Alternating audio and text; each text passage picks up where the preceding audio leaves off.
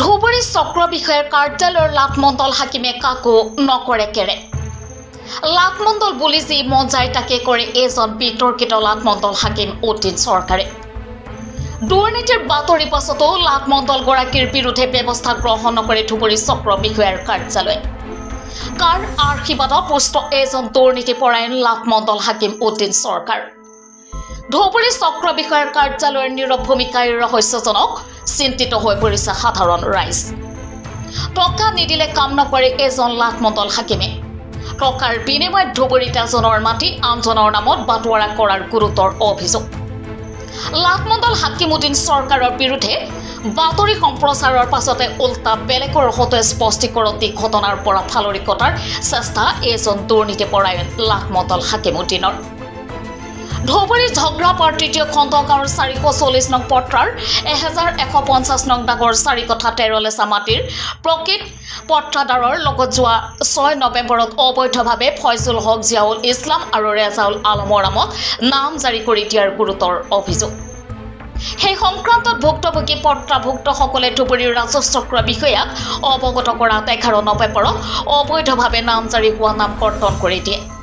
পুনৰ 18 নৱেম্বৰত নাম জাৰি কৰ্তন হোৱা ব্যক্তি কেইগৰাকীৰ নামত হে মাটিডোখৰ বাটোৱাৰা কৰি দিয়াৰ অভিযোগ এতিয়া প্ৰশ্ন উত্থাপন হৈছে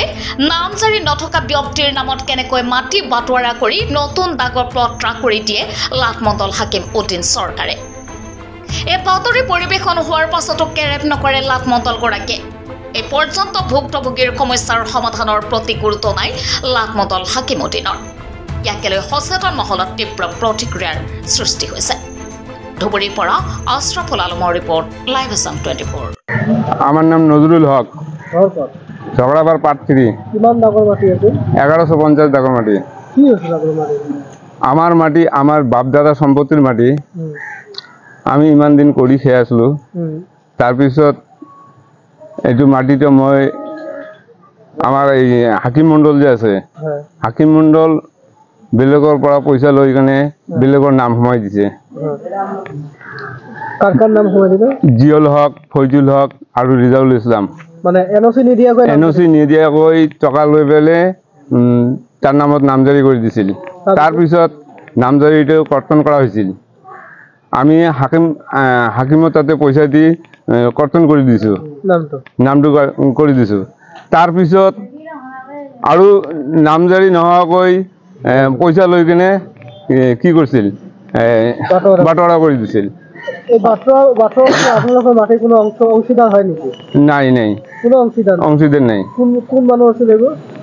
এই ফয়জুল হক জিয়াউল হক কোনো অংশীদাৰ নহয় বাটোৱাৰা কৰি দিছে তেওঁলোকৰ নামত মাটি নাই তেওঁলোকৰ লগত কোনো মাটি নাই ইহঁতে পইচা দি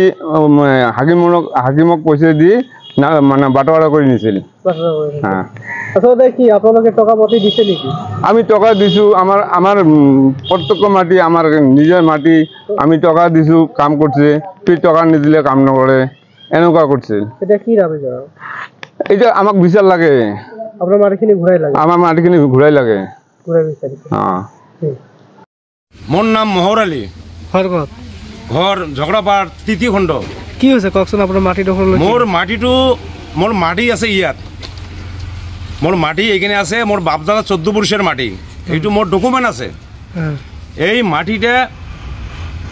বহুদিন আমরা আবাদ করি কাছি আজকে কয়েক বছর যাওয়া পাই না মানে মানে আবাদ করি না আর কি মানে জমিটা পড়ি আছে আমার জমি আমার ইয়াত পড়ি আছে এই মাটিটা এই হাকিম মণ্ডল টাকা খাই এটা মানে 2 নম্বরই করে দিলেন যে বেলেগের নামত কার নামত করে এটা তো মই নাজানো মোর বাপের মাটি মোর ফিঙ্গার লাগিব মোর হাতে ছবি লাগবে মোর চোখের ফটো লাগবে সব কিছু লাগবে হাকিম মণ্ডল এটা কেনেই করিল এটা মোর বাপের সম্পত্তি মোর বাপ দাদা 14 পুরুষের সব ডকুমেন্ট আছে যে হাকিম মণ্ডল এই জমিটার মানুষক কেমন করি মানে পাট্টা দিল এটাই মোর কথা যে মোর জমি পড়ি আছে মোর জমি থাক মোর জমি তো আর উপরত না যাব আর নিচত না যাব মোর রাস্তা নাই মুই আবাদ না করো আবাদ কৰিছো এলা মোৰ আবাদ কৰা নাই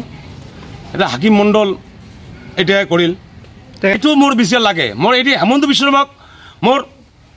একশন নিব লাগে মোৰ